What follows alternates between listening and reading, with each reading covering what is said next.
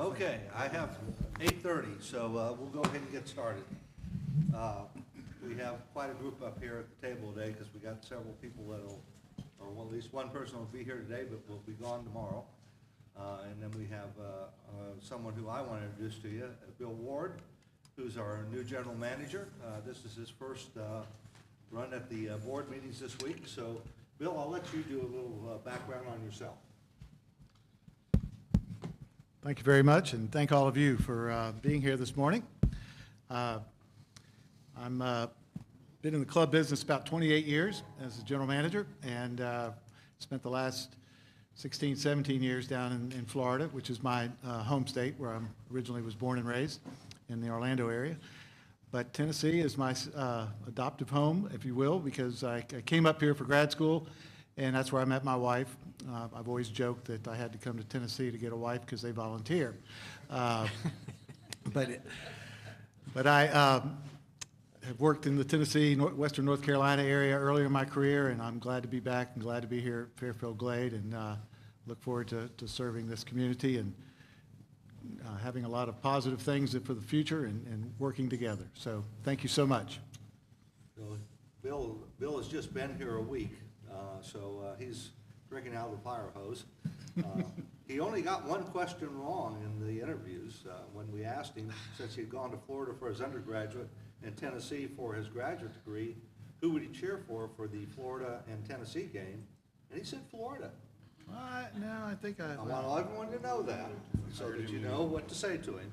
But no, we're very happy to have him here. And now, you're going to hear this again tomorrow, but some of you may not be here tomorrow. But I want to recognize Russ Curtis. Russ came into this area, or to us, in a very difficult position. Those of you that have never had to fill in as an interim before, it's a very hard position because you're here, you got authority, but you also know that it's limited and that after a couple of months you're going to be gone. And I got to tell you, Russ has worked very well with the board, and I believe I can say this unequivocally, and we got enough SMTs here that they can tell me if I'm wrong, but I don't think I'll hear anything. He's worked extremely well with the SMTs. He walked into a very difficult position from that perspective, and I've got to tell you, I've seen just a difference in the SMT board interactions. I think the SMTs, you guys are working well as a team. I think Russ, I've learned a lot from him because how to be a better board president. He's not withheld anything, and which I truly appreciate. He didn't just sit back and collect the paycheck. He's got a lot of things that he's gotten done, some of which the board will be hearing about a little bit later because I had him draw up all the things that he's accomplished and the things he's still working on. But most importantly, for the last week, and will be for the next week and a half, he's doing the transition with Bill. And that's something that when he walked in, he didn't have. Russ didn't. And now we're going to have that transition. So a lot of things that are in play that have started, you know, are going to be transferred over to Bill's to finish. So on behalf of the community, Russ, I really thank you for all you've done. I've appreciated it. I consider you a good friend, and thanks for everything. Thank you, Greg.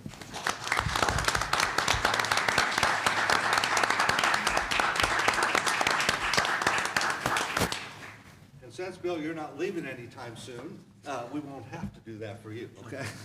Fair enough. All right. Okay, finance report. Jonathan. Yes, sir. Got a mission control. Well, blast off.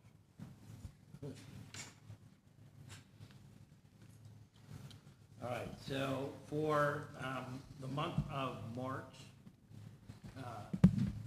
again, I remind you that this is the slower period of this club, so not that many changes. Sewer taps were still below the budgeted amount. We get, you know, that's really weather related and when homes are done. So that's expected to change and pick up as the season goes along. Additionally to that, revenues in the like I said, because of the sewer taps were unfavorable to budget by about $33K. However, expenses, because as you know, putting in the sewer taps require expenses, so the expenses were favorable by more than 56.6K. So overall, the sewer operation had a net surplus of 164 on a budget of 144, so favorable by 23K. Cash in the operating for the sewer is 1.4 million. In the capital is 2.7 million. For the POA and amenities, the total revenue was 3.8 million, which was favorable to budget by 94,000. Cost of sales was unfavorable by 10K, and expenses were favorable by 155. The net subsidy was 807,000, favorable to budget by 239K. And again, that's going to sort of change as the season starts. Total cash capital, 4.6 million, operating 1.3 million, and reserve 6.6 million. If anybody has any questions, I'm more than happy to answer them now. Any questions? Okay. There was one other, oh, Tom, go on ahead.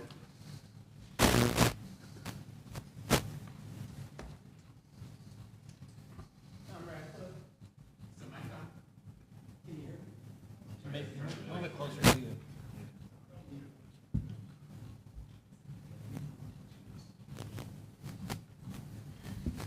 Thank you. Tom Ratcliffe. Jonathan, a request, if I could, regarding the balance sheet. As we go through this meeting and tomorrow, more importantly, and you start referring to the cars, can you point out for those of us that are laymen, on the balance sheet, where that cash is coming from? So in other words, when you're looking at the balance sheet down below and you break out cash funds, No. can you tell us where that money specifically out of these funds is coming from? For the actual car? So- Yeah, All right. each individual one, so we have an understanding of, is it coming from, the operating reserve? Is it coming from someplace else? Understand. Great, that'd be helpful, thank you. And then, just a question in terms of accuracy. That's all I'm looking for. When you look at food and beverage, the monthly number, cost of sales, 29.4%. Usually, we're running much higher than that. As some board members have told me, Tom, do you realize inflation? Well, I don't believe we've run 29% cost of sales in a long time. In fact, our year-to-date number is higher. So all I'm asking about, not how we got there, is the number accurate? You gotta, like I said, at this particular time, small fluctuations are gonna be really noticeable because of volume. So, we have a big event where the cost of sales is lower, like you do a function, let's say, where, you're making more from the function than you would a normal table meal. That's gonna stick out more this month than any other month. During season is what I'm saying. So, we always see big fluctuations in slower months. So just quickly, and maybe that's just more a question for food and beverage, and that would be, what big event did we have in March? We had Easter. Easter brunch? Yeah, Easter brunch. Okay, very good. Well, Thank there you. actually were two big events. There was one private event and there was the Easter event. Okay. There was a big anniversary. See, party. and that will, because of the volume, that affects cost greatly. Or in other words, when prices are very high, it will bring down cost of sales. Correct. Correct, okay, thank Okay. you. All right. One other cleanup thing I should have done, and this relates to what took place at the workshop last month. We get requests, and we've gotten a couple requests for people to present here. If you want to present here, number one, you're gonna have to get on the agenda. And that means you have to turn in what it is you would like and the reason why you'd like to present to Pat at least a week before the meeting. We also had a situation, and we're gonna be more sensitive to this because of the comments we got back. I'm just trying to tell you what we're hearing so that everybody understands. Last month that we had a presentation, it doesn't matter what the topic is, but addresses of people were given out in a public forum.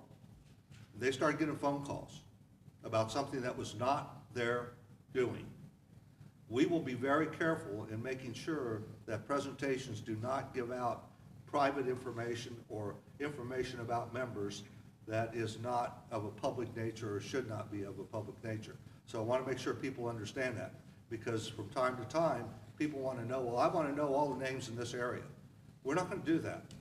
People do have some rights to privacy here, and we will protect that as much as we can, okay? So I want to clear that up, because I know that we've gotten some requests for meetings or for presentations. The board talked about it last month, and that's where we're coming down on that. So if you desire to get in front of this group, you're going to have to give us a week notice if it's a presentation. If it's a comment, that's fine. No problem with that. But if you're going to go and take more than about 5 minutes of the time, you're going to have to get on the agenda. That does another thing too, is if we don't have it as an agenda item, it's not an official document of the board. So if we do have it as an agenda item, then we'll make that document available to others that want to see it. And we've had some issues with that in the past. So I just want to get that cleared up right now, okay? All right. Wastewater.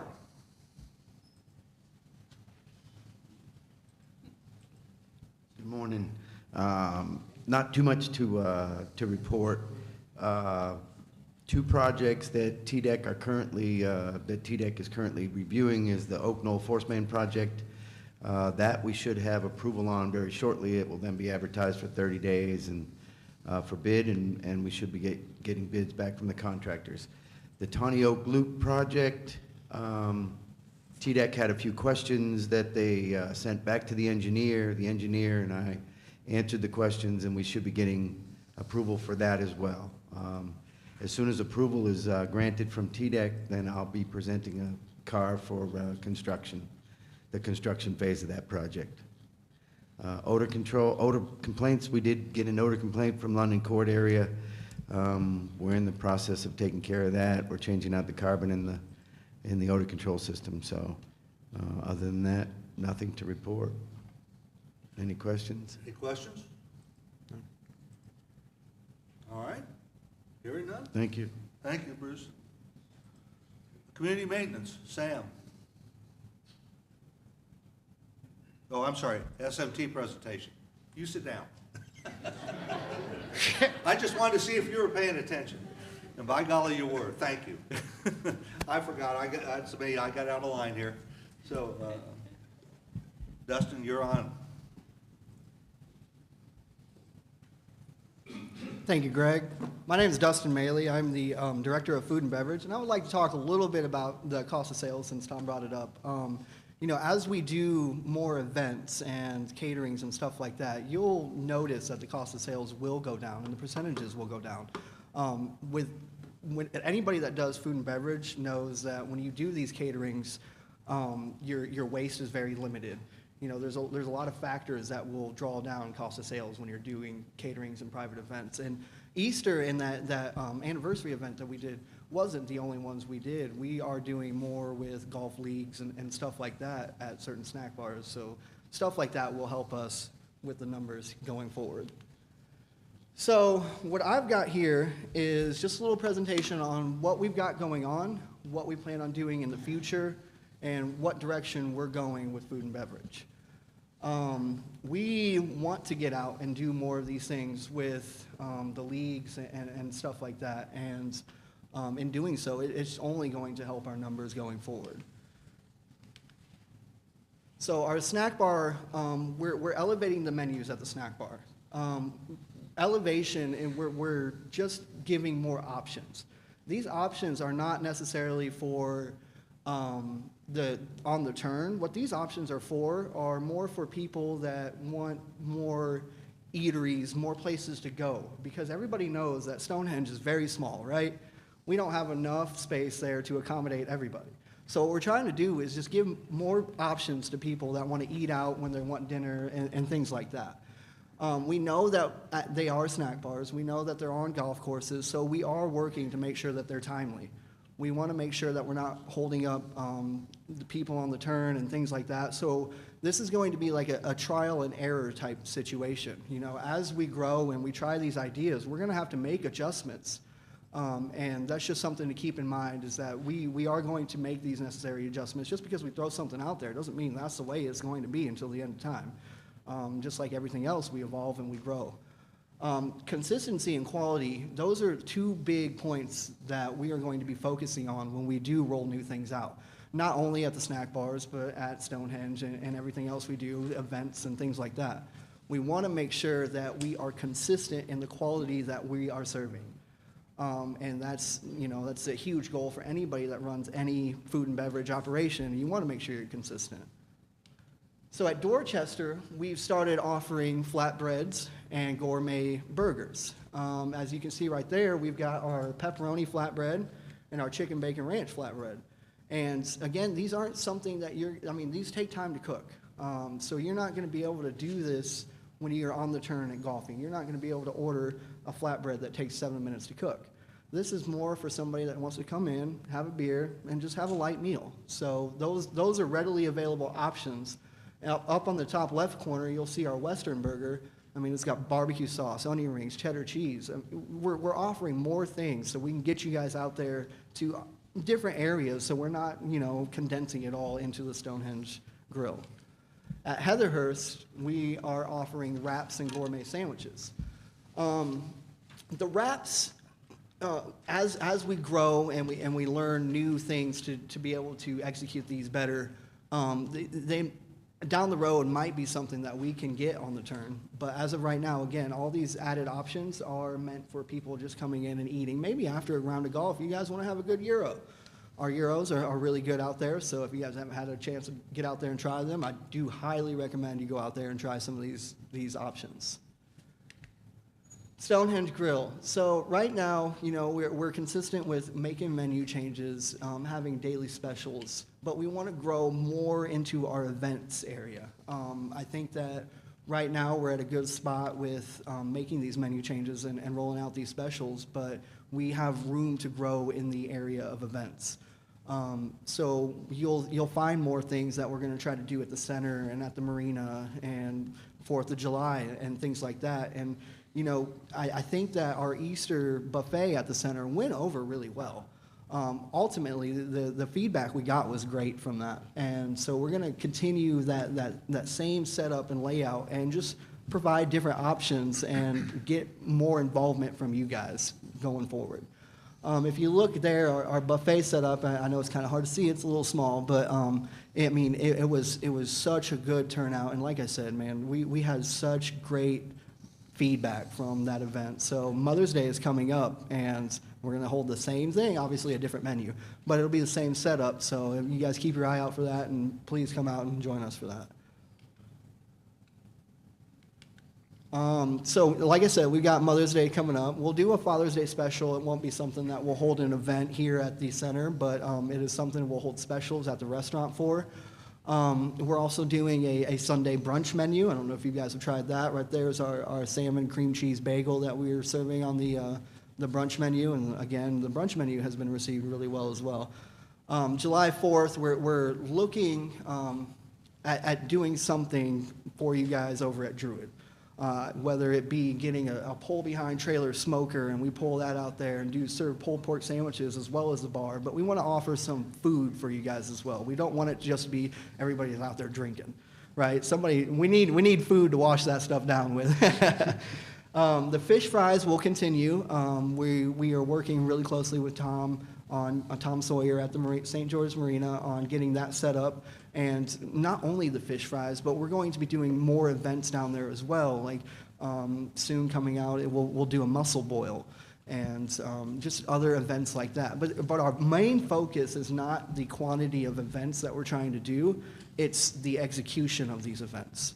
Because if we're going to do something, we need to make sure that we're doing it right. We don't want to put out a poor product. The Wine on the Plateau is coming up, and we've already signed up for that. You know, we've got 5 tables out there, so we definitely look forward to you guys coming out and seeing us for that. But, I think that as we grow and as we get these events nailed down, you guys will be really surprised to see the stuff that we can put out. I've got a great team that's building and within, the F&B department that's going to help me execute a lot of these. And it's really going to, you guys are going to be surprised at the things that we come up with. The new chef that I've got, Chef Trey, he is very creative. So when it comes to throwing out different ideas and stuff like that, again, I think you guys are going to be fully surprised with what we come up with. So as we move, we are making changes. There are going to be a lot of changes this year, and as everybody knows, when we make changes, it's not going to be perfect to roll it out, right? But the goal is to get to that perfection. So as we grow and evolve, we will get there, and we will be able to do this really well. But that's, again, our main focus is not the quantity, it's the quality. We want to make sure we do this right for you guys. That's what's going to allow people or encourage people to come back and to attend more of these events is doing it right and having you guys leave with that smile on your face saying, yes, I want to come back to this next event.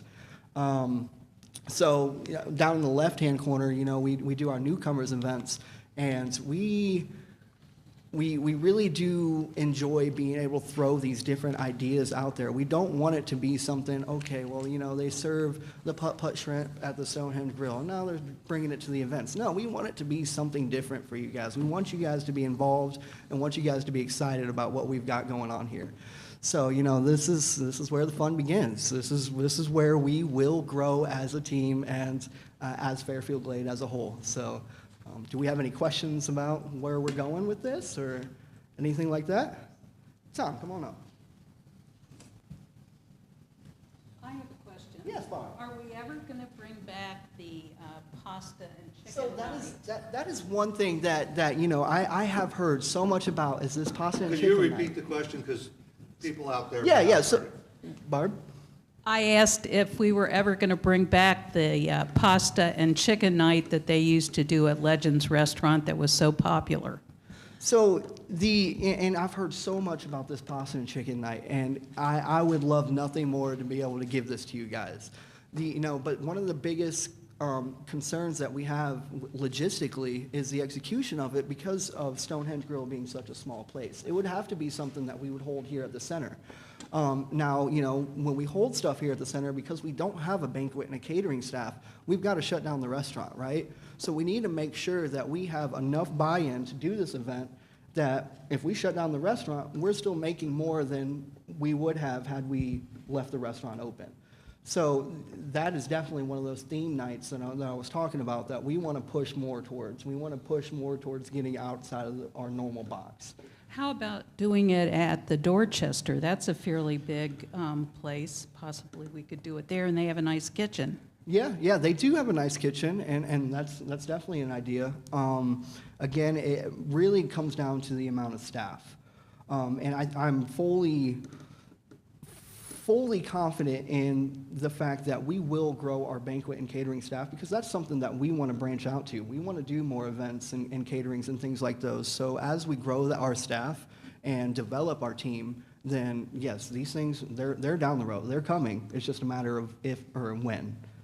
I think that would be great this summer with all the Wyndham guests. They like to stay here and eat, and I think that would be a really nice thing to do this summer at least. Oh, I agree completely. And it's not even just the Wyndham guests that I think that would enjoy it. I think that a lot of our residents here would love it as well. So yes, that is definitely something we'll be branching out towards. Tom?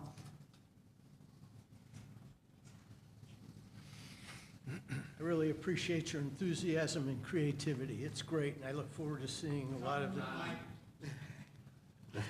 I appreciate the creativity and the enthusiasm, and I look forward to a lot of what's going to be going on.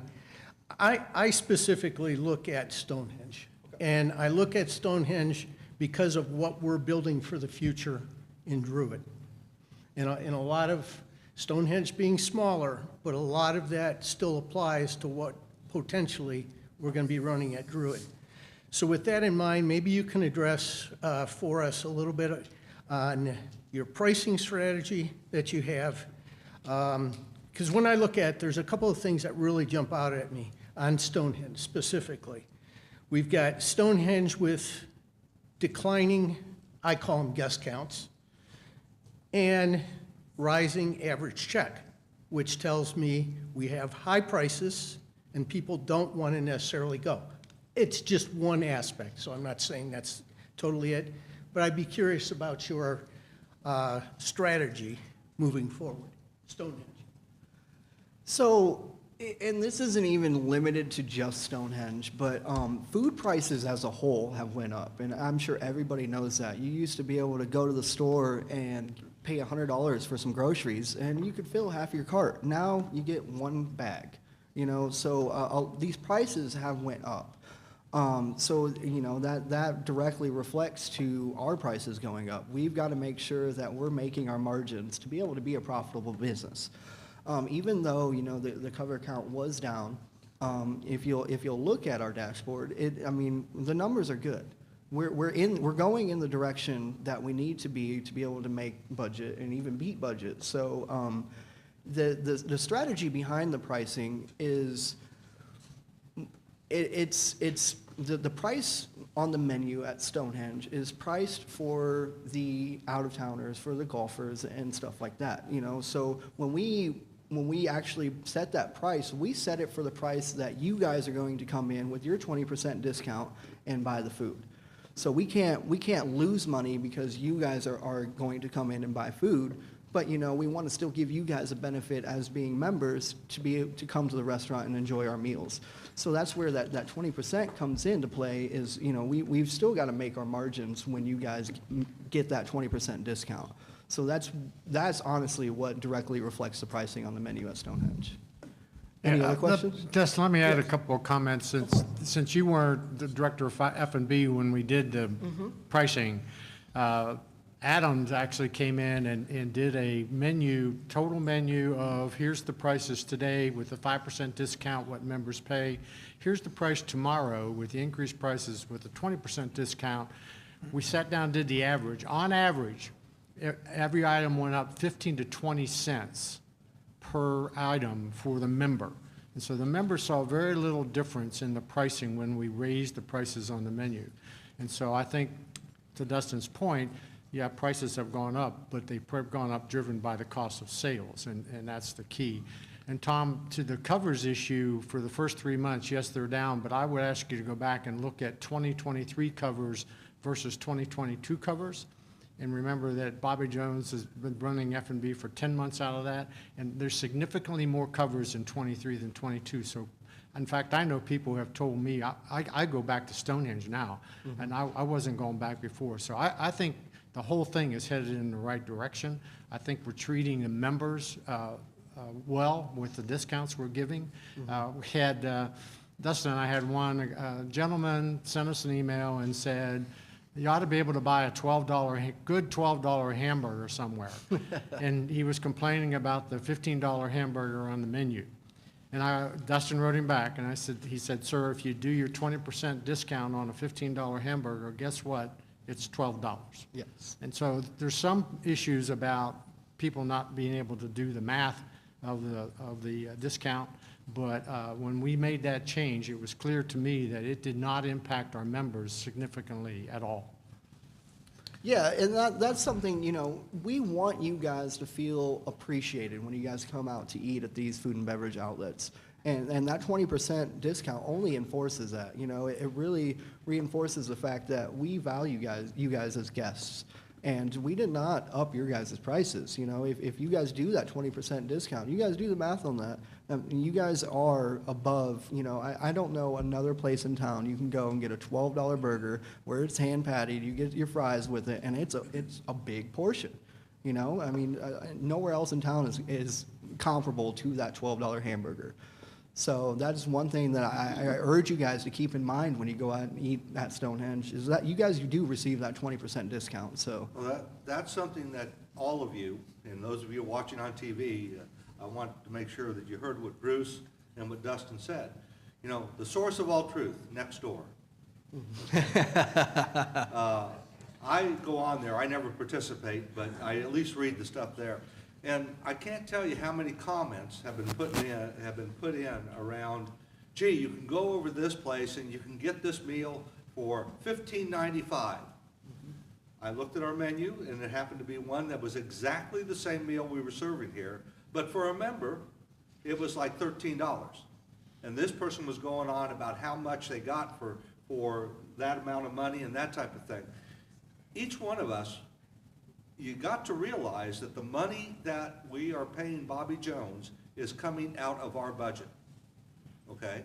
That means your assessments, my assessments, our revenue, all is tied up in that.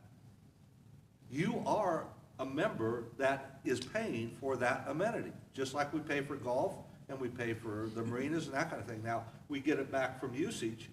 So please tell people, you know, if they haven't tried Stonehenge, please tell them to come down. If they haven't gone out to some of the things that Bobby Jones Links has changed in the snack bars, have them stop by and have lunch, try a dinner. You know, the thing is that it's in our best interest as members to use the facilities that we have here on site. That doesn't mean you're going to use them every day for every meal. We understand that. But there's a lot that we need to make sure that we do here so that the prices stay down for members and that in fact that we don't get into large subsidies. Okay, so I make that as a comment, Dustin. I'm glad you pointed out, and Bruce, it's exactly what you were saying. So I'm sorry. No, you're fine. Yeah, I appreciate that. So do we have any further questions? Tom?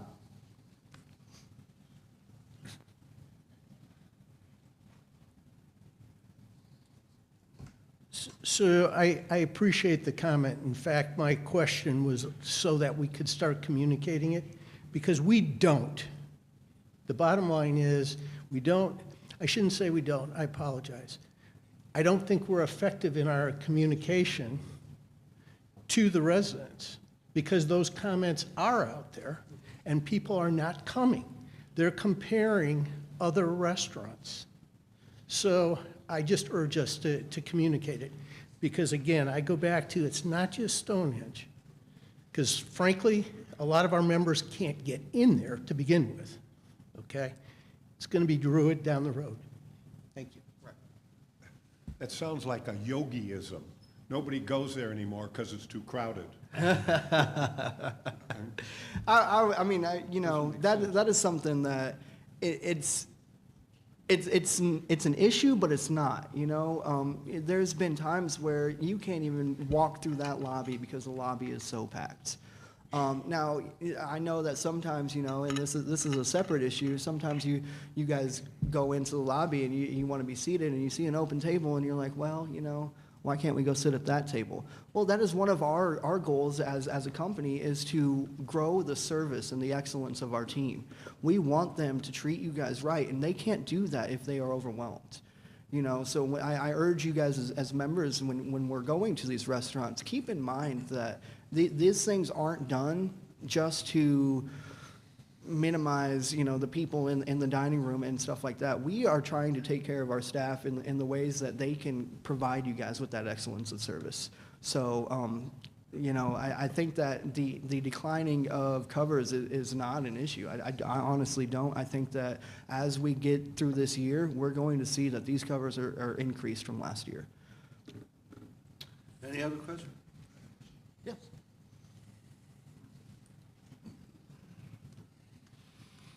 My name is Keith Robinson. Dustin, I wondered if you could tell us, you're still having staffing issues. You know, the pandemic's been essentially over now for a couple years, but restaurants, I think, are still having problems hiring and keeping staff. How are you doing specifically at Stonehenge Grill on that? So staffing, you know, that's a difficult topic, right? Everybody knows that staffing is an issue, and it's not just in food and beverage, it's everywhere. I think the desire to work has really gone downhill, and that's just as a whole. So at Stonehenge, you know, or even any of our outlets, I don't think it's keeping our people. If you look at our turnover rate is great. We keep our people. It's not that. It is getting people in the door. And the biggest reason I believe that is fault of that is because we have a small workforce to pull from. You know, I mean, we have, you know, quite a few restaurants here in the Fairfield Glade / Crossville area. And to be able to get staff in that know what they're doing and are dedicated and take pride in their work is very minimal. So, and that's something that we look for when we're hiring. We want to make sure that you're going to take pride in what you're doing. Because if you don't, then ultimately you're just going to drag us down, you know? So we do vet our selections pretty thoroughly. So staffing, you know, while it is an issue to get people in the door, I do not believe it's an issue to keep people. Anybody else? Thank you, Dustin. Thank you, guys. I appreciate you. Sam? For real? Good morning. The architectural controls report is as follows. Miscellaneous approvals, which are changes to existing homes, through March of 2024 was 356, and through the same time last year was 168. New homes approved through March of 2024 was 21, and through the same time last year was 10. New homes completed, including manufactured homes this year through March was 21, and through the same time last year was 10. Is there any questions? Thank you. Well, is there a question? I don't know if this, my name is Ted Landers. I don't know if this is the appropriate time to bring it up or not. See if that mic's on, Ted. Yeah. Yeah, you got to turn it on. 1, 2, okay. My name is Ted Landers. At the last month, I presented a PowerPoint presentation showing concerns I had with the enforcement of the current tree policy. I have not heard a single response back from any member of the board or the senior management team regarding that. I'm wondering if the board has comments they'd like to share with me about that. As I said in the last month's president's comments, all of that's sitting with the ACC right now. We're going to wait until we get recommendations coming back from the ACC on the whole tree policy. We're not going to take one-off kinds of concerns because I don't know what the policy is going to look like. There were, as I mentioned last month, there were over 70 comments, and they all have to be looked at, and they have to be studied based on where we're going with the policy. The ACC has that as their charge, and we're not going to comment on that until we get something back. Okay, the presentation I made last time was not about changes to a new future policy. It was about enforcement or lack of enforcement of an existing policy. I understand, and all of that's being considered together. So we are going to get our responses back from the ACC about the whole issue, not just piecemeals, because what we have to do is look at this as a whole thing, Ted. I understand what your presentation was around enforcement issues. We talk about that internally, and we'll try to address some of that as best we can. But we're not going to start making decisions that are one-offs because those do have policy implications. And until we do have the policy as we think it's best for the whole community, you know, that's why the board didn't vote on it last month, because we didn't want to start getting into one-off conversations about what we're going to do or not do on that policy. So that's where we are. Okay, so I'm just going to say this straight through. The current existing policy is in effect and therefore should be enforced. I showed a number of examples where replacement trees need to be, according to the policy, it's very clear, replacement trees need to be of healthy stock and at 5 feet measured above ground, 2 inches at the trunk. And I showed multiple instances where this was not the case. I provided a sheet that had 35 addresses that this was not the case. So I don't understand, from my standpoint, I guess, if the policies are supposed to be enforced and they are what drives our association, why are we not enforcing them? It doesn't matter whether it's the current policy or some future one. It is the policy now. Well, again, and I'm not going to get all the specifics here, but policy as written can be interpreted a lot of different ways. That's a fact. All right, it's, We deal with that every day. Now, Dad, let me finish. okay. And as a result of that, how you count trees, where you count trees, where you build homes and that type of thing is all into one big box. And that's why we're not gonna take a look at individual pieces of this, we're gonna look at it as a whole. Now, that doesn't mean that we're ignoring policies, we don't do that, or we don't try not to do that. But Ted, I got your addresses, I've looked at those addresses, but we're gonna deal with this as a holistic thing, we're not gonna deal with things one-off. So, unless you got another comment that you wanna make, that's where we are. That's what you asked for, that's where we are. Okay. Okay. I still think that the board should provide return comments back to the person that did it. I did ask to be on the last month's agenda in a written policy or a written email. So that was an official comment. It wasn't just off the board where I walked up. I didn't say anything No, about I you. understand. I'm just saying. I said but- in the future, right? Yes, Okay, thank you. all right. We have some, interim general manager. I just forgot you. Good morning. As I approach the end of my tenure at Fairfield Glade, I just wanted to share a few things that we've accomplished and a few things that are still in transition. One of the things early on that I worked with the SMTs on was to establish goals and objectives for this year, and pleased that that's come about. We selected a communications manager, a part-time person named Shannon Turner. Shannon's off to a very good start. And you may recall that we've had some prior discussions about her initial role. That was to be a gatekeeper for communications, especially emails, frequency of communications, and the consistency of communications. We were sending about 1.5 emails per day last year. That's way too many. Well, the last 3 months we're down to about one. It's still too many, but we're trending in the right direction. So hopefully that will continue as she establishes herself and works with the SMTs and tries to align those. There's already been a request and a demand for her to potentially expand her role. That's something that Bill and the board can discuss in the future. But that's good, that I think that she's proving that there's a need for this position as we go forward. Worked with the team to help separate the IT department from finance. That's one thing that's happened during my time here, and Bob Urey is coordinating that effort and working with the team that's providing benefits to the members as well as the team, and separating that for a little bit more continuity. We started to identify members who had not had an orientation at the community. There were over 200 that we identified in the last 2 years that had not really had a proper meeting to understand what the benefits were at Fairfield Glade.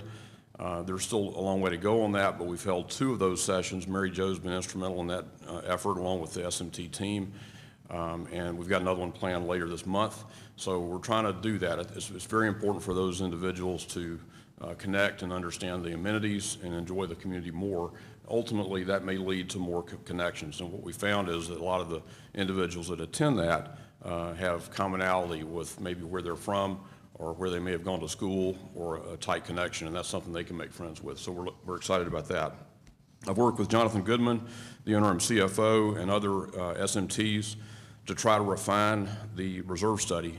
There was some work to be done there, especially in the next 5 years, in terms of identifying what are the projects, do these projects make sense in the timeline they're talked about, and how do we properly account for those, whether they're capital items or whether they're expense items. So that work's been done. Now Jonathan and the team are working on the next set of years to try to project those. Those are a little bit more difficult when you get further out, but that's going to be an important element for Bill to work with, and it's really a roadmap for improvements as we go forward. I've worked with trying to identify process gaps for Bill Ward. That's one of the things that I'm sharing with him in his transition. And several things are still in process. The education piece with Jonathan, you may have attended the last month's meeting about education about the sewer department and the inflow of funds. He's going to share one tomorrow that talks about other capital funds. So it's important to help to educate the community about how those monies are coming in and where they're dispersed, so you have a better understanding of that going forward. Transitional issues, working with the team on that when I got here, and also throughout my time here. Also continuing to work with the team on the transition of roles and responsibilities of the board and management. So that's still in process, and that's something that Bill will carry forward. And continuing that effort to try to shorten his learning curve. So it's my pleasure to be here, and I look forward to seeing you in the next week or so. Thank you. Okay. Cars. Jeff? Yes, sir. I have 3 cars for this month. The first car is the Stonehenge Cart Path. It's $35,000.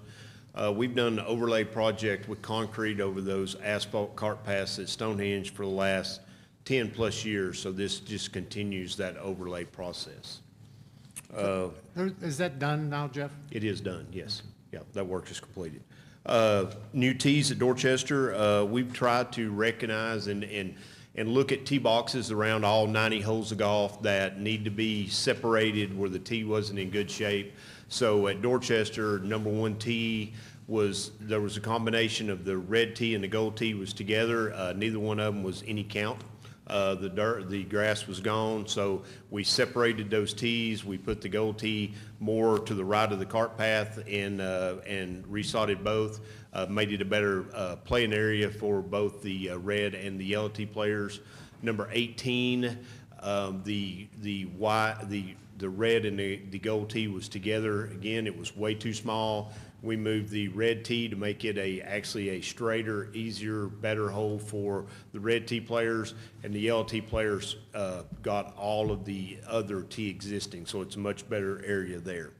Those are done too, aren't they? Those are finished. That went in front of the golf committee in February, and everybody was in agreement in doing that, and we did that work. Because the course was closed, we could get in there and get out and have the work done so everybody can enjoy it for the whole year instead of waiting around and the tee boxes be bad. Is an improvement that needed to be made.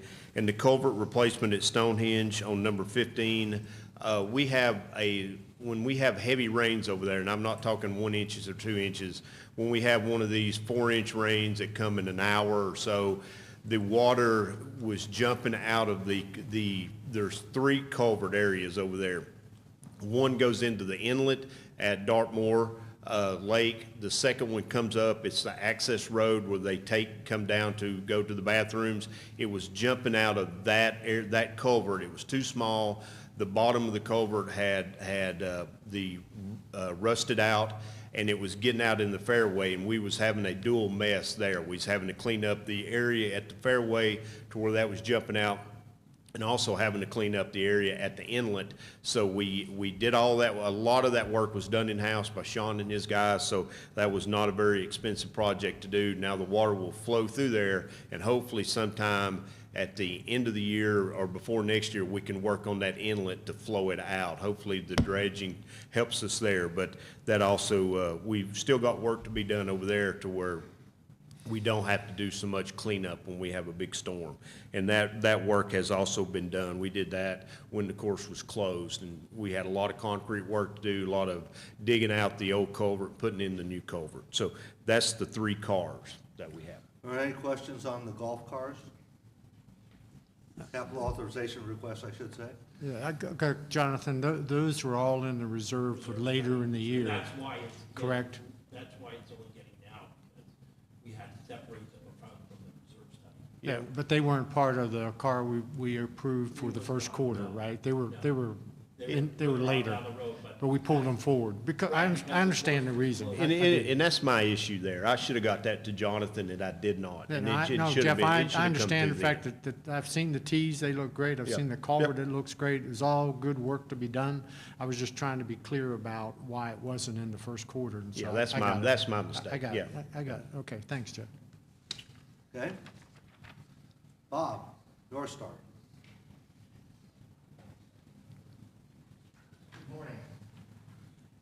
I'm presenting a car for $15,500 to redesign the member website.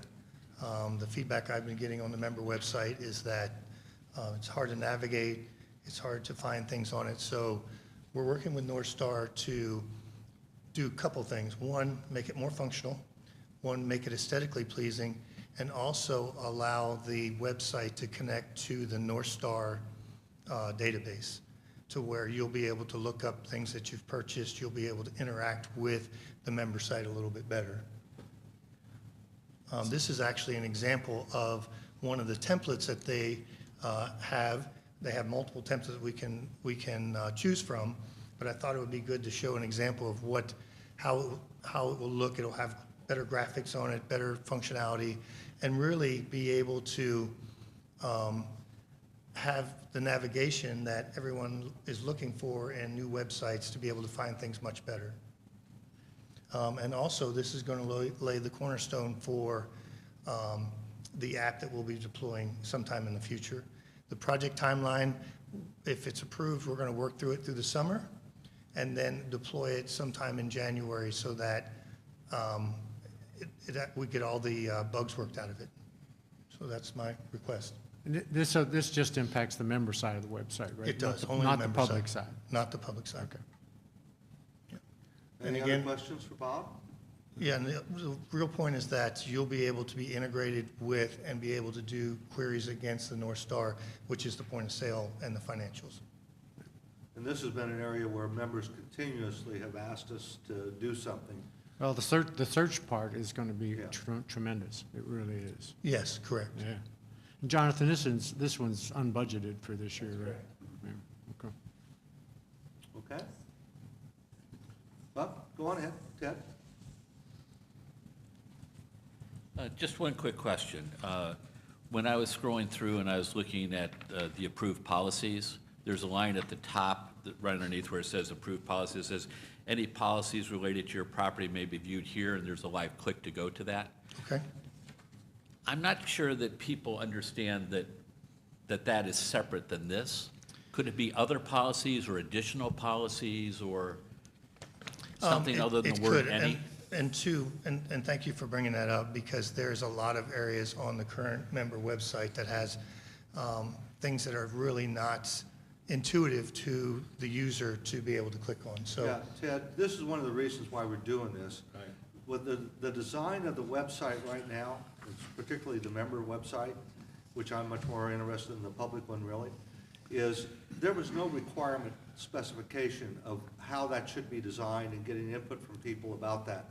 That's why we're trying to get the software now, so we can go through getting the requirements that really need to be and understanding design things that we can actually put in. The best way I could describe our current website is someone had an idea and they put it someplace. So we're trying to get away from that and try to think about all of that kind of design stuff and the logic that a normal person would go through when they're on it. And I appreciate that, and I think this is an excellent idea, and it's more than a worthy goal, it's a necessary goal. But in the short term, can we just change any to something else? It's just one word change. But when I was looking at that today, because I was looking for tree policy is not here. In fact, you have to go back to committees, then collect on committees, and then it's like 3 more steps, and it's not intuitive at all.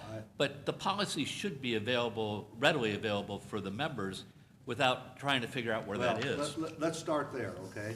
The policies are out there. The problem is the logic that was done to connect them. I understand. And we can either spend a whole lot of time redesigning our current website, or we can get the requirements down and get the new one going the way it should. We're going to choose, I believe, to go forward, not look backward. But we'll take a look at suggestions. It's just one word change is all I was asking. Okay, thank you. Got it. any other questions? Okay, thank you. Thank you. Okay. Major capital projects. Bruce. Yes. Druid, I'll break it down into 3. The putting course and the driving range are complete. And as Jeff has pointed out, all we need is some sunshine and rain, and things will be just fine. The Performance Center, we have installed the conduit and the plumbing piping. Made some changes, had to get some drawings corrected, but we're now ready for inspection. And once that inspection is done, we will then put down ground cover and start to pour concrete, which hopefully I hope the concrete pouring occurs next week. Around the clubhouse, we received the latest drawings from our architect, Vic Jones, out of Dallas. And we are working on the presentation, which will come sometime May or June. And the steering committee will be meeting Monday to review all of that, and then we'll get get all that put together so we can make a town hall presentation on what that whole project is going to look like, the clubhouse and the site work. The bocce courts, they have poured the footers, they have got the inspection done, and they should be pouring concrete today to the first layer of concrete for the 2 bocce courts. So that's moving right along. And then the Emergency Service Center, the architect was given a challenge of producing 3 site plan options for the committee to consider. He's got 2 of those done. He's working on the 3rd. We should have it next week, and then we'll be meeting to talk about all this, the site works, and decide which kind of positioning of the firehouse that we want to do. So that's kind of where that project is. So everything's moving right along. Any questions? Any questions? Okay. Member comments? Anyone got anything to say? Quiet group today. Okay. Board member items. I'm going to turn the actual Wildwood Stables thing over to you, Bruce, and Sam, you should comment if there's things that you want to say too, so go on in. The meetings continue. We're getting a lot of good input from the committee members on doing background information. It's right now gathering data to put together information in a manner that can be examined by the board to where we're going to go. I can tell you the end result has not been determined, other than the fact that we want to keep Wildwood Stables a viable entity for the community club. That's the goal. And all this work is to move towards that direction. But it's, we've got 9 people doing a lot of work on it and doing subgroup.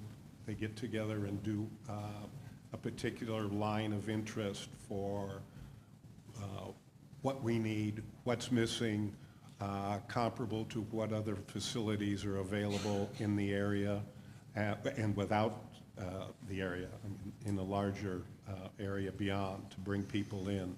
So there's all those aspects of it for boarding, livery, events. This is not a small challenge, and I believe our target date for our first report out to us is June, first part of June, I believe, right, Sam? Yes. Okay. Anything you want to add to it?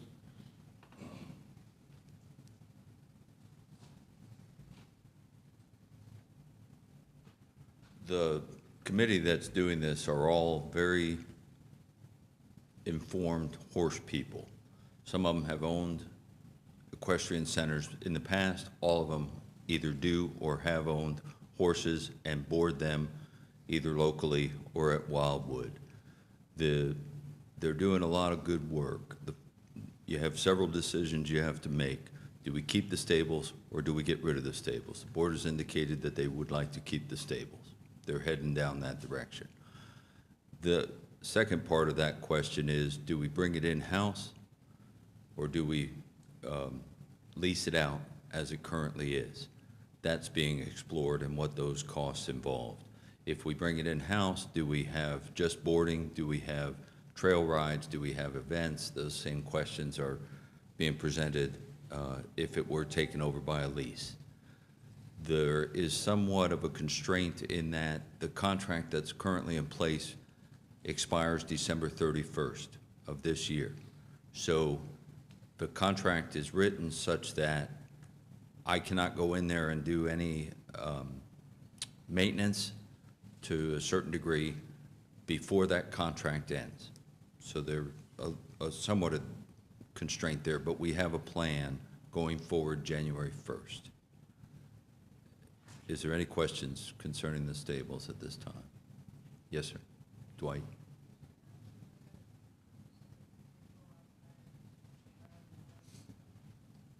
My name is Dwight Wages. Sam, you stated that everybody on the committee are all horse people. I don't believe that's correct. The majority could be, but I think there's at least a couple people that are not horse people. Doesn't make any difference really to the point that you're making. Most of the people know about this.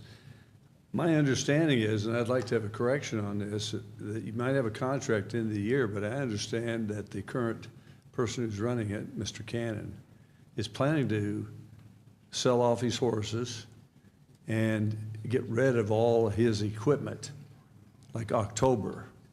Now, if that's correct, and you're not anywhere close to having this resolved until sometime, maybe the end of the year, if that's true, and he does that, resurrecting that stable becomes even more difficult because there may not be any of the inventory of things that would allow you to utilize things that are already there. So could someone speak to that? I'll speak to that for a second.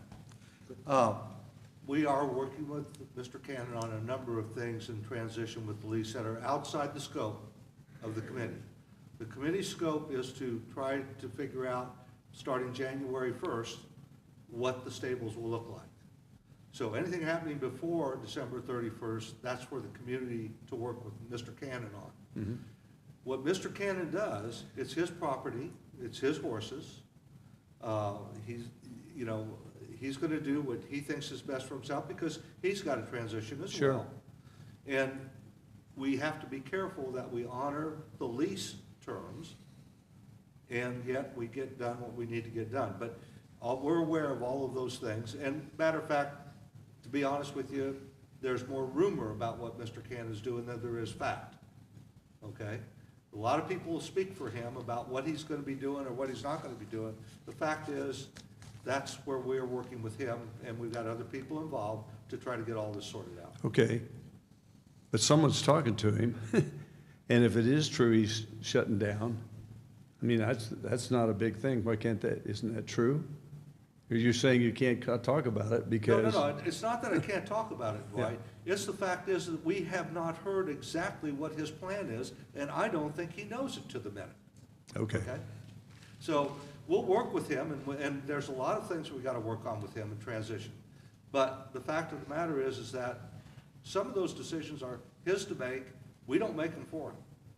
Okay? Yep. Okay? Thank you. I would say that when they have the Stables Committee meeting, they are open to the public, and you are welcome to attend. I can tell that 29 people applied for the committee, 9 were selected. In that meeting, Dwight, that's open to the public, those personnel on that committee, those 9 people, there's 3 people in that room that do not have horse experience. It's me, Bruce, and Greg Jones. Those are the only 3 that don't have horse experience. I've been on a horse one time, and it was... I fell off one. That was enough for me, so, Okay. thank you. Public service announcement, if you have a white Ford pickup with a dog inside, with the license plate 047BJYR, your alarm and lights are going off right now as we speak. So if that's you, you might want to get out and see what your Ford pickup, white pickup is doing, okay? And your dog. And your dog. Okay. Bruce, lot sales? Yeah, lot sales. We've sold 42 lots year to date. And the interesting piece of that is that only 4 of those were sold off the MLS listing. So our internal folks in member records are doing a good job of getting rid of lots. The problem is we took 39 back. So, but we gained a net of 3 lots sold. So we're progressing. We'll get through it. But I found it interesting that the majority of the lots we sell are through our member records group. Yes, Nico?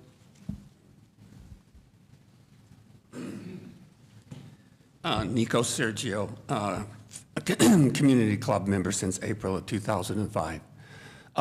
Could you give us a breakdown of the number of lots that the community club owns by A, B, and C? Do you have that, or you can bring it tomorrow? No, we got it right here. Hold on, I just got to get the page. It's 32. Yeah, I got it. So, hang on. You want to go through it, Scott, Sure. Bruce, or one of the Bruces? Yeah, whoever gets 32, to the it's on page. page 32. Yeah.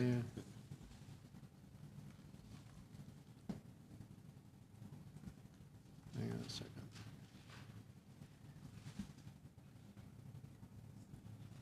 Trying to find it. Have you got it up? I've got it. Yeah, Fairfield Glade Community Club, there's it's 2,526 lots. Cumberland County owns 948. Fairfield Glade Land owns 18. We own 2,526 lots. Do you have that broken down by ABC or not? Yes, there's 298 A lots, there's 265 B1 lots, there's 218 B2 lots, and there's 1,745 C lots. What's the difference between B1 and B2? I'm confused here. B1 has road, no sewer, B2 has sewer, no road. Okay, thank you. Okay? All right. I'm going to try to clear up a little bit some questions that I've gotten over the last month from what we talked about last March at the March board meeting. That was about the quote-unquote little houses. And someone said, hey, look, your own CNRs, or I'm sorry, your own covenants already speak to the fact that no home can be built that's less than 1,200 square feet. And if you go on our website, you will see a document that's dated, I think it's November 5th, 1998, or 1997, that's a true statement. So why do we build or can build 800 square feet? And I'm going to tell you the answer. By the time that those CNRs were written, there were already a number of homes that were already built. Wilshire had already a bunch of mobile homes on it, that type of thing. So when they did the CNRs and they called them mutually, what's the word? Mutually agreed to terms, it started on that date. All the homes that were already platted, and there's maps for all of that, you can go on those maps. Matter of fact, I just took the one where the quote-unquote house that's being built is a part of. It was platted in 1994, well before the CNRs or the mutual agreements were made. So you had a transition, and you couldn't really, I'm sure that this is what their thinking was. I wasn't here in 1994, and maybe outside of you, Pat, there may not be anyone here that was there. But the fact of the matter is they couldn't go back and tell people your home is no longer in compliance. You can't have an 800 square foot home here. And we got some of the smaller ones. And so everything with that land use restriction document is going forward from that time frame. And if you go on the actual plats, you'll see, as they're put in right in there, that those lot size or those home sizes are in fact approved in that those plotted lands. So the reason why the document that you see on the member site talks about 1,200 square feet home, it's because it started in November 5th, 1997. Anything before that basically was grandfathered, and that grandfathering platting stayed the same, okay? So that should help clear up some questions about why that is.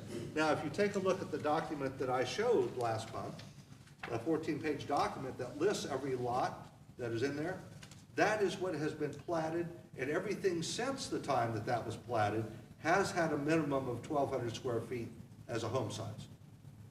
So I hope that bridges the gap of some people's questions. Yeah, Greg, just to be clear about that, if I buy a lot that was platted previously that is allowed to have an 800 square foot house, I can build an 800 square foot house. Exactly. I mean, that's the clarity I think people need, is it's not that they can do anything beyond that. It's that plot was plotted for 800 square feet. Yeah, you'll see on the plots, well, I just got a partial picture of one here. It's not a full picture.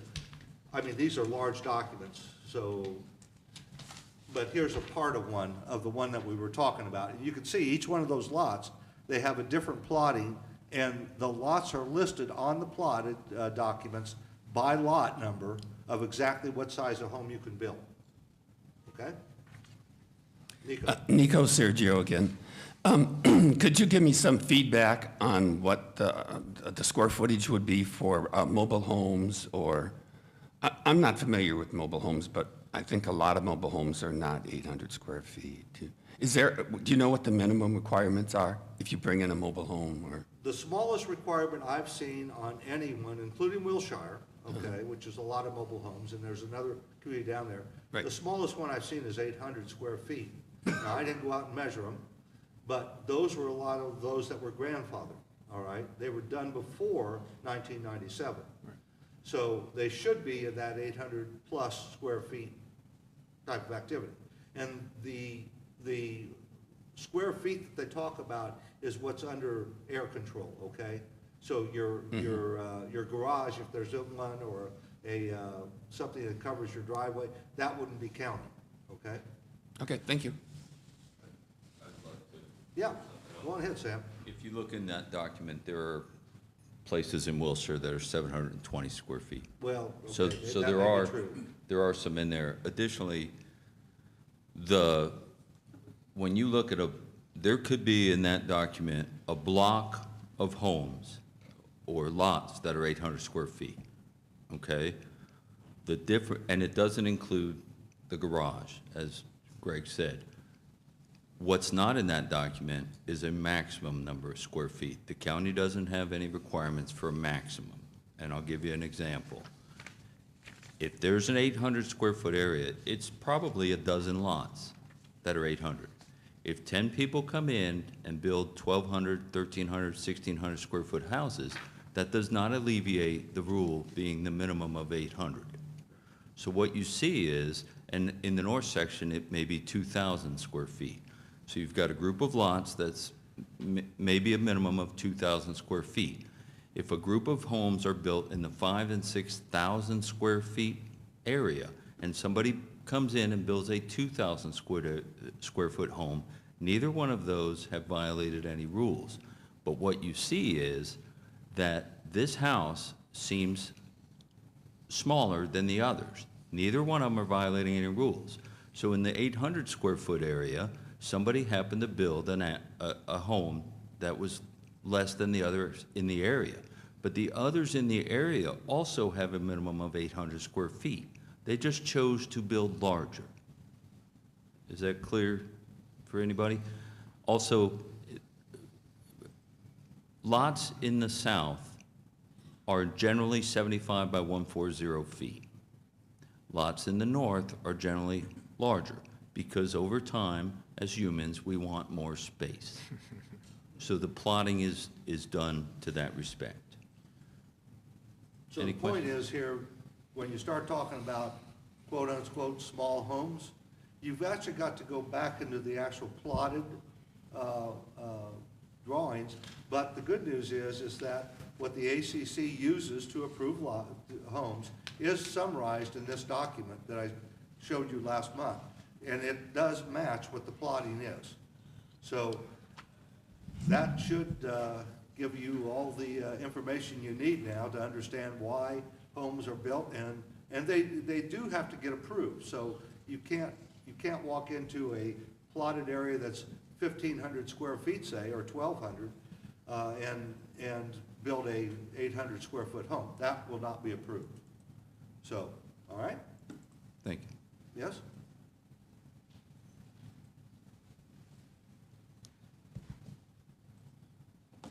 Greg, the document that you're referring to from 1997, I believe is called a land restriction Yes. plan. And I assume, well, I think you said, and this is what I'm sure of, is that part of the CNRs at that time? Yes. Well, they're Okay. called mutual agreements. Okay. I guess I have a question. I moved here in 2004. And at that time, it was 1,200 square feet. When I bought a house here, that was my expectation that homes were. Now, there may be some people that were grandfathered in other areas, as you stated, and that's fine. I would expect it. That would be what we would do. My question is, how do we get to sizes less than 1,200 square feet without a change in the CNRs, which I have not been able to find? And if it was, wouldn't that be something that as a resident, I would expect the board to let me know, we are changing it now, so you're gonna have all these homes that can be 800, they can be 1,000, or whatever. We did not change it. That's the point, is that all of these lots were plotted well before 1997. So what the land restriction use document has to say is starting in 1997, November 5th, going forward, every home that's going to be built on a non-plotted lot is going to be at least 1,200 square feet. And if you take a look at the back of this document that I've been showing you, and it's available for you with the ACC, Right. you'll see that every new section that has gone in has had a minimum of 1,200 square feet. But there were still a number of lots, especially south of Peavine, that had not been built on, that were already plotted, that still fit under 1,200 square feet. And that was not changed by that document. Okay. Let me just take that in my language and see if I Okay. can understand that. So what you're saying is that these plots that are now 800 or 1,000, of which there are quite a few, there's very, and I didn't count them all up, but I know there's a lot, 1,000 at least probably, that are plotted for 800. I don't know that that's true. I Well, would have to go I mean, back I and looked at count. one of them, my gosh, there were at least 200, all in one area. So what I think you're telling me is that, well, don't worry about that 1,200. When we platted these, or however you did that, and you went to the county and you said, we want these lots to be this size, you were platting them less than the number that was still what we thought was going to be the Remember, minimum. before 1997, the Fairfield Glade Community Club did not exist. We weren't Yeah, here. right. So the developer was the one sending in the plots, and those plots were filed with the county, and they're still viable. So if you want to build a home, just like the one that many people talked about, it's about 980 square feet. I actually walked through the home. Sure. But it's plotted on the county records that it could be 800 plus. Yeah, I'm aware of that. Okay. But you gotta take a look at the time that the plotting took place. If it was pre-1997, you're gonna see 720, you're gonna see 800, you're gonna see 900, you're gonna see everything up to 1,200 and Right. even higher. But any new development that's taken place after that date has to have a minimum of 1,200 square feet. Right, okay. You say you look at next door, and you've seen the kind of wild comments that we get. I don't say wild, I take that adjective back. The disagreements that are out there, and I think I've changed my mind a little bit about an 800 square foot minimum house, in that there is probably a need for that, for people who spouse has been lost, they don't want to go to Good Sam, they can't afford that, they don't want to leave and go live with their kids. Could understand why that would be the case. And they would like to stay in Fairfield Glade, you know, where they have all their friends. And maybe a very small house would be very good for them. They could sell theirs presumably more and be able to buy one of these 800 square foot houses and be happy with it. The issue is that people don't speak about. I think it'd be great if we had an 800 square foot area. If you're going to do that, and I don't know how you control it, but put those houses all together. Nobody wants an 800 square foot house next to their 2,000 square foot house. We all think on a real estate aspect, your house value will not be as good if you have a bunch of small houses around yours and yours is twice the size. I'm not a realtor, but I think that's a pretty common statement. So I think if we're going to have these, we should think about, maybe there needs to be a place like where you consolidate those kind of homes together. And then you won't have the neighbors upset when one of them happens to show up next to them. Well, Okay, I mean, I think that's really the Dwight, issue that most people are concerned Dwight, about. I'd refer you back to what Sam said. Sam made a good point, and that is, there's a lot of clumps of 800 square foot lots. And I saw that. That people decided they wanted a bigger house, so they built a 1,400 square foot house on that lot. How do you keep somebody from building a 1,400 square foot house if they want one? No, You can't. there's no problem with that. They can always build a bigger house. The issue is how small can you have? And Well, that's- the point is here is that if the lots are plotted pre-1997, and that plotting that's filed with the county and is public record and is a legal record, says you can build 800 square foot. If you take a look at at least anyway, the plottings that I've looked at, and I haven't looked at all of them, that's an arduous thing. But I tried to look, especially the ones where we're having some questions on. Every single lot is plotted. And that means that you'll see a range of like lot 101 to 108 can be 800. Yeah. Like 109 to 200 could be a minimum of 1,200 or something like that. And if the plotting is legal from the standpoint of the size of the home that the person wants to build, we have no reason to deny it. Now, if we wanted to do something and said, well, we want to create a whole bunch of more 800 square foot homes, first of all, right now, that to me would mean a change in the covenants and restrictions and in the policies that we have, which would likely mean there would have to be a membership vote on that. Sure. So we're not looking to add something like that at this point, and I doubt that a future board would look at it at all. But that's something if members really want it, we'd have to consider it. But right now, the only place that you can build those smaller homes are places that have been plotted before 1997 and specifically state that that's the size home you can put on it. All right, thank you. Okay? All right? Is there a way that the board can go back and have those replotted to a higher minimum square footage, the lots that have previously been done? Well, you probably could, but you're talking about a sizable expense. And that would be something that we would take to the community to say, if you want to spend that kind of money to go do that. Well, the other thing, Ted, is we don't own them. Yeah, We don't own a lot of those. They're Yeah. owned by private That's the other individuals. part, yeah. So when I was on the president of a townhome board, we changed our covenants, and one of the initial things was that you had the ability to rent your unit with some stipulations, and they're minimum 1 year. And we wanted it to be owner-owned and occupied because we had more issues with renters than we did with owners in maintaining the property. And so we put in a stipulation that in 15 years, the original owners, who had not yet sold, lost the ability to rent except under hardship conditions. And something like that wasn't put in, obviously, when they did the new thing. That does not exist in the current CNRs. We are reviewing, we started last week with the bylaws, we'll get to the CNRs, those are much more difficult to review. But we started that process as a board. We need to get our arms around the changes that we think are important. And we will talk about that with the community. If there's other things that you look in there and you say, gee, I would like to see change, send them to me. We'll at least consider them. We may or may not include them, but we'll consider them because going back is a hard thing. Yeah.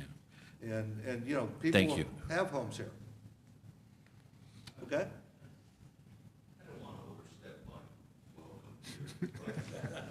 Well, you keep getting up. Everybody seems to be up in arms. First of all, I'm not on Nextdoor, so if you look for me and there's a Sam McAdoo on there, it's not me. If you find Sam McAdoo on Facebook, it's not me. But everybody seems to be up in arms about this 800 square foot home. But in order to build one, you have to find an area that has a lot that is not built on. Just because an area is identified or a specific lot is identified as 800 square feet, not very many of these lots are available. Right. Additionally, I don't think the galloping horde is coming down Peavine to build 800 square foot house. And I have data to back that up. And the data is, at budget time, I see what the average square foot of the houses that have been built throughout the last year. Right now, it's 2,200 square feet. That means that the average house, now, there's going to be greater and there's going to be less. In the time that I've been here, 15 years, there's been one 800 square foot house built. So Americans in generally don't want, by my data, an 800 square foot house, whether you're retired or not. So I think there seems to be this perception that there's this great problem when there's not. Now, if everyone else for the rest of the year comes in at 800 square foot, I'll eat my words. But I just don't think it's a problem. And going back and forcing people to change their requirements to 1,200 is not a condition that I would recommend the board take. Additionally, the last thing I'll say is, I have actually got more calls on houses that were exorbitant in an area. In other words, 1,200 square foot, and they're building a McMansion next to me, and that is the term that he used. There's an area that has 1,200 square foot houses on average, and there's a 5,000 square foot house there. The neighbors don't like that. So unless you have a maximum square footage and a minimum square footage, which by the way is not going to happen, don't run to the county, they're not going to do it, I've already asked. Unless you have a maximum, people have the freedom to build what they want within that minimum. Again, in 15 years, there's been one, what you're worried about, home built, and the home is 970, 900. But keep in mind that that doesn't include garages. Now, we've got a house going through that's got 5 garages. Okay? The neighbors are probably considering what that's going to look like in the neighborhood. I don't want anybody to panic. It's being reviewed. Okay? Is there any other questions on that? Yeah, I'd like to ask what the, Wait till you sit down so we can hear you, okay? I'd like to ask what the pricing policy, why was that A-tier lot offered at a discount at the time it was built? It's a lot, $5,500, and the price was dropped to what, $3,450? Well, I believe that was a privately owned lot. We don't control, if you own your lot, what you want to sell it for. What we're talking about when we say $5,500 for an A lot, those are lots that the community owns, not private individuals. Private individuals can sell their lot for whatever they want. They're the property owner. I'm trying to remember who owned that lot. Well, I can But just that about assure you it 55 wasn't us. That 55, okay, I'll have to double check. The last thing I'll say is, if anybody Oh, I'm has... sorry, what's your name? Gary Nichols? Thank you. Nice. The last thing that I'll say on this matter is, you probably know what the square footage of your house is. If you would like to know what the minimum square footage of that lot that you built or bought that house on, I'd be glad to show you that. I'll be glad to show you that. But I think some people are going to have an eye-opening moment when they say, my house is 1,600 square feet, and I say the minimum for that lot is 800. So I'll just leave it at that. Okay. All right. Any other board members that have any comments? Hearing none? We are looking for a motion to adjourn. Motion to adjourn. Is there a second? Second. All those in favor? Aye. Opposed? We stand adjourned. Thank you. Thank all of you for coming. Thank you, Ellen. Hey, how are you?